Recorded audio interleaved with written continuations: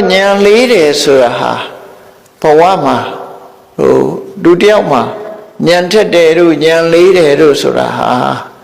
ကြိုးစားမှုမကြိုးစားမှုနဲ့သွားဆိုင်တယ်လို့ထင်တယ်နော်ဉာဏ်ထက်ခြင်းဘာလို့ဉာဏ်ကြီးခြင်းလို့ရှိရင်သင်ကြားရမှာပဲဖြစ်တယ်ဥက္ကဟနဲ့ပရိပု္ပ္ပာဥက္ကဟဆိုတာဘုဒ္ဓတရှင်အောင်စာဖတ်တယ်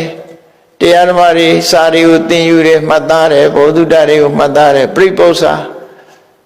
မရှင်းသေးတာကိုဆွေးနွေးမေးမြန်းတယ်ဆိုတဲ့ပညာရည်မြင့်မားအောင်သင်ယူခြင်း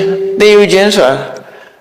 နားထောင်ခြင်းဖတ်ကြားခြင်းတွေဟာသင်ယူခြင်းတွေပဲစာဖတ်ပြီးတော့သင်တယ်သို့မဟုတ်တရားနာတယ်တရားစာအုပ်တွေဖတ်တယ်ဒါသင်ယူခြင်းမှတ်ယူခြင်းပဲအဲ့ဒီထဲကနေကိုသိကျင်တာမရှင်းသေးတာတွေကိုမေးမြန်းဆွေးနွေးခြင်းပရိပု္ပ္ပာသင်ယူခြင်းမေးမြန်းခြင်းဒီတစ်ခုကပညာရည်တိုးတက်ဖို့အတွက်အခြေခံအကြောင်းတရားပဲဖြစ်တယ်မြတ်စွာဘုရားကပညာပါရမီလို့ဖော်ပြတဲ့အခါပညာသံဝတ္တနိကပฏิပဒါပညာကိုဖြစ်စေနိုင်တဲ့ကုသိုလ်ဆိုတာဘာလို့ကိုယ်တိုင်သင်ယူခြင်းပဲဖြစ်တယ်ခဏခေတ်တော့ပညာပါရမီဖြစ်အောင်ဆိုပြီးတော့သူများကိုပညာသင်ဖို့အခွင့်အလမ်းပေးတဲ့ထောက်ပံ့တယ်အပညာသင်ဖို့အခွင့်အလမ်းပေးတာတို့ထောက်ပံ့တာတို့ဟာကိုယ်ရတော့လည်းပဲအဲ့ဒီလိုအခွင့်အလမ်းမျိုးပဲရမှာတိုက်ရိုက်ပညာထက်ဖို့ကြတော့နော်စာထဲမှာပါတာပြောလို့ရှိရင်ပညာရှိသူတော်စင်တွေစီချင်းကပ်ပြီးတော့ဒီစကလုံးရဲ့အဓိပ္ပာယ်ကဘယ်လိုလဲဖေ။ဒီစကလုံးရဲ့ကုသိုလ်ဆိုတာဘာလဲအကုသိုလ်ဆိုတာဘာလဲဘယ်လိုနားလည်ရမလဲလို့မေးမြန်းသင်ယူခြင်းသည်သာလေပညာရှိခြင်းရဲ့အကြောင်းဖြစ်တယ်အဲ့ဒါသတိထားဖို့နော်ကိုယ်ကိုယ်တိုင်ဒီဘဝမှာပညာသင်ရမှာပြင်းပြီးတော့သူများကိုပညာပါရမီဖြစ်အောင်ထောက်ပံ့ရင်တော့အခြေအနေကောင်းလေးတော့ပေးမှာပေါ့အဲ့ဒီကုသိုလ်ကကိုဉာဏ်ထဲမှာရောက်ပါမလားသေချာစဉ်းစားကြည့်လိုက်လို့ရှိရင်ပညာဆိုတာအခုသင်အခုရောက်တယ်အခုတရားနာနေတာမသိသေးတာတွေအခုသိမသွားဘူးလားအဲ့ဒါသိသွားတာဟာနားထောင်ခြင်းအကျိုးကျေးဇူးပဲနားထောင်ရဲဆိုတာသင်ယူခြင်းတစ်မျိုးပဲလေဒါမို့မြတ်စွာဘုရားကအာလဝကသုတ်တံမှာဟောတာကြည့်သုတ်တုတာလပတိပညာနားထောင်ခြင်းနဲ့ဆန္ဒကြောင့်နဲ့နားထောင်ခြင်းနဲ့ဆန္ဒဆိုတဲ့အကြောင်းတရားဟာပညာကိုရခြင်းအကြောင်းပဲဖြစ်တယ်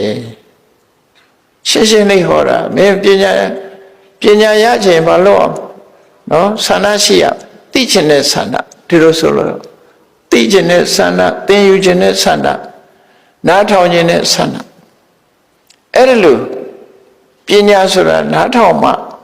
ပညာဆိုတာဖြစ်တယ်ဒါမှမဟုတ်နားထောင်ခြင်းကြောင့်ရလာတဲ့ပညာကိုသုတ္တမယပညာလို့ခေါ်တယ်အဲ့ဒီမှာတိုးတက်ပွားများလာအောင်လေ့ကျင့်တာကြတော့ဘာဝနာမယလို့ခေါ်တယ်တရားထုတရားမြတ်နဲ့ပတ်သက်လာလို့ရှိရင်ကတော့ဥပမာပဲဝိပဿနာတရားအထုတ်ပြီးမေဖို့နိဗ္ဗာန်ရတယ်ဆိုတဲ့နေရာမျိုးမှာတော့စိတ်ဓာတ်မယတမန်ပုဂ္ဂိုလ်တွေမှာမရှိဘူးတမန်အပြင်လူတွေကထင်နေကြတာကိုယ့်ကိုတွေးပြီးသိတာစိတ်ဓာတ်မယလို့ထင်တယ်မဟုတ်ဘူးသင်ပြီးမှတွေးတာစိတ်ဓာတ်မယမဟုတ်ဘူးမသင်မဲမကြဘူးပဲတွေးမှစိတ်ဓာတ်မယနော်အခုကမြတ်စွာဘုရားဟောထားတဲ့တရားတွေကိုသင်ယူပြီးတော့မှကိုယ့်ကိုစဉ်းစားတာဘာစဉ်းစားကိုယ့်ဟာနော်စိတ်ဓာတ်မယပညာမဟုတ်ဘူးသုတ္တမယလို့ပဲခေါ်ရမှာရှင်သာရိပုတ္တရာမထေရတောင်သုတ္တမယနဲ့ပညာမယနှစ်ခုပဲရှိပိစိကဗုဒ္ဓနဲ့ဖရာပဲစိတ်ဓာတ်မယပညာဒါအစင်းမြင့်တောကုတ္တရာတရားနဲ့ပတ်သက်တာကိုပြောတာစာပေကျမ်းကမှာအဲ့လိုခွဲတယ်ပရတောတုတ်တော်ပရတောအတုတ်တော်သူများထံမှကြားနာပြီးသိတဲ့အသည့်ကသုတ္တမယသူတော်ဘာထံကမကြားနာပဲကိုယ်တိုင်အတွေးနဲ့သိတာမှစိတ်ဓာတ်မယဒီလိုဆိုထားနော်အဲ့ဒီနေရာမှာအငြင်းပွားနေကြသေးတယ်စာသေးချဖတ်ရင်တော့ငြင်းကြမရှိပါဘူးလောကီကိစ္စမှာတော့စိတ်ဓာတ်မယရှိကောင်းရှိတယ်